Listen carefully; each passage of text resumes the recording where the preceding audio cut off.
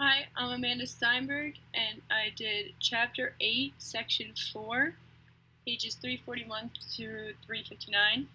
This was the summary of the chapter. The first thing it talks about was the cognition of space, which was about how humans and animals find their way through space to reach goals like food, mates, and shelter. It defined dead reckoning, which is when the animal uses an internal sense of direction and distance to get from one location to a goal in a straight line. It also talked about beacons, which are cues that are very close to the goal that the animal can see at a distance and approach. For example, when you're approaching a sign that leads you to a gas station, you know you're close. An animal learns that the stimulus is associated with the goal and it approaches it, which is similar to sign tracking. Something else that animals use to find their way through space are landmarks. These are cues that have a fixed relationship with the goal but are not very close to it. We use landmarks for direction and not distance. Ken Cheng did an experiment where he had rats locate food in a box with unique balls and corners so that extra maze cues could not be used to get around, such as landmarks or beacons. This showed that the rats use cues to some extent.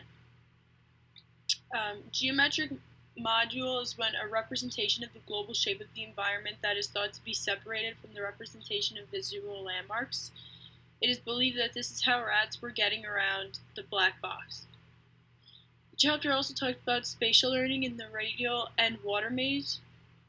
Two major methods for studying spatial learning in animals are radial mazes and water mazes. It uses electrodes to measure activity in the cells in the hippocampus of the rats being tested. Something called place cells are cells in the rat hippocampus that become active when the animal is in a particular location. So Brown did experiments with rats that discovered microchoices. These microchoices are pauses before deciding to open or reject something. The water maze is an apparatus used to investigate spatial learning in which the rat or mouse subject swims in a circular pool of milky water to find a submerged platform in which to stand. This was developed by Richard Morris. He trained rats to get to a specific platform. In one group, the starting point was changed, but the platform remained at the same endpoint. And in the second group, both the starting and the endpoint changed.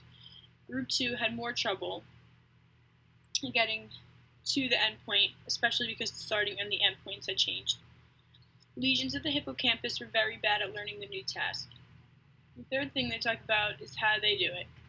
O'Keefe and Adele distinguished two different memory systems, one being the local system, which is learning and using a cognitive map through exploration, and the second is the taxon system, which is learning routes through space and SR connections. Roberts and Pierce suggested that spatial learning might involve the kind of cue competition that we know in other types of learning.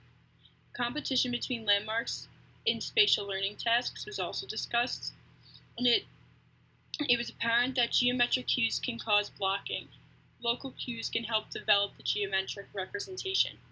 And the last thing it talks about is metacognition, which is basically cognition about cognition. It is the ability to monitor and report our own cognitions.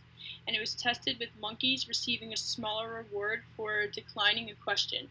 They were able to monitor their own memory, which is also considered metamemory.